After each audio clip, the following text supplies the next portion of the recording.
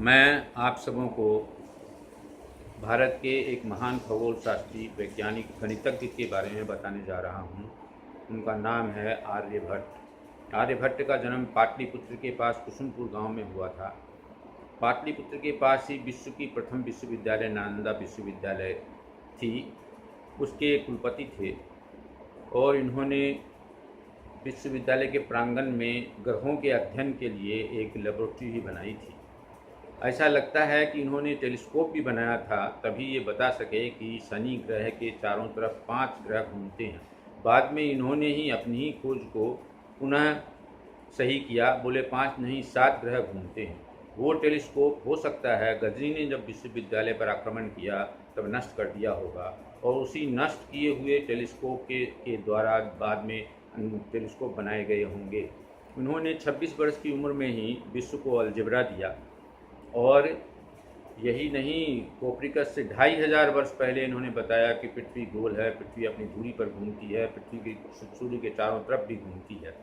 जब पृथ्वी गोल है ये घोषित कर दिया तो इनके मन में एक उत्सुकता पैदा हुई कि इसकी परिधि, इसका क्षेत्रफल, इसका वॉल्यूम कैसे निकालें। इसके लिए इन्होंने एक कांस्टेंट का अनुसंधान किया, जिस कांस्टेंट का नाम रखा पाई, और उसका वॉल्यूम है 3.1416, जिसके द्वारा 2 पाई आर से परिधि निकाली, पाई आर स्क्वायर से क्षेत्रफल निकाला, पाई आर क्यूब से वॉल्यूम निकाला।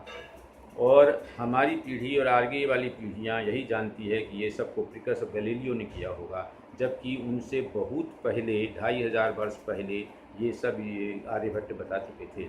यही नहीं, उन्होंने ही बताया कि दिन का समय कितना होता है, और उस समय जो उन्होंने, आपको भयंकर आश्चर्य होगा ये जानकर कि इनका कैलकुलेट किया हुआ दिन का समय और जो अभी के वैज्ञानिकों ने कैलकुलेट किया है उसमें सिर्फ 0.06 सेकेंड्स का फ़र्क है।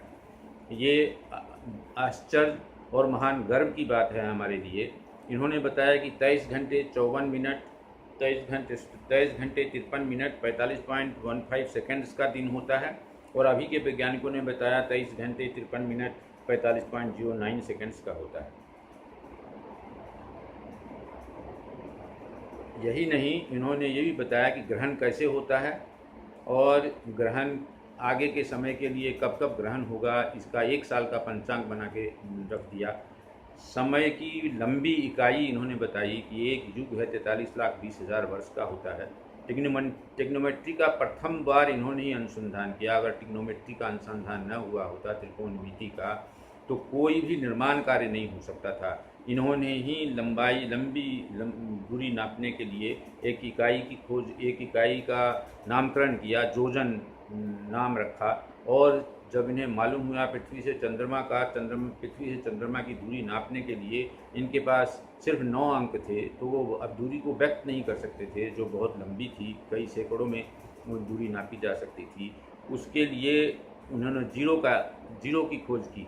जीरो का अनुसंधान इनकी सबसे बड़ी खोज है। भारत की सबसे बड़ी देन अगर विश्व को कोई है तो वो जीरो है। अगर जीरो नहीं होता तो साइंस यहाँ तक पहुँच नहीं पाता, कंप्यूटर नहीं बन पाता। जब ये चंद्रमा की दूरी, पृथ्वी से चंद्रमा की दूरी नाप रहे थे, तो जोजन लास्ट में, आखिरी में जो एक जोजन नहीं था, तो उसको 10 हिस्सों में बांटा। आधे को 0.5, और उससे कम हो तो 0.1, 0.2, 0.5 से ज़्यादा तो 0.6, 0.7 करके व्यक्त कर सकते हैं। अब जीरो लगा के हम किसी भी संख्या को व्यक्त किया जा सकता है। जीरो अगर 1 ऐड करते हैं तो 10 गुना बढ़ जाता है, 2 ऐड करते हैं तो 100 गुना बढ़ जाता है। इस तरह जीरो लगा के उन्होंने पृथ्वी से सूर्य की दूरी, पृथ्वी से चंद्रमा की दूरी को व्यक्त किया। और यही नहीं, इन्होंने ये भी बताया कि जो सूर्य में काले धब्बे हैं, सूर्य एक जैसा नहीं है, और वो काले धब्बों का खोज जो उन्होंने किया था, अभी के वैज्ञानिकों ने ब्लैक होल की थ्योरी बताई, जो वो बहुत पहले बता चुके हैं। उन्होंने ही बताया कि ग्रह, बाकी जितने भी 9 ग्रह हैं, वो अपने आप में प्रकाशित नहीं होते, वो सूर्य के प्रकाश से ही प्रकाशित होते हैं, उनके पास अपना कोई प्रकाश नहीं है।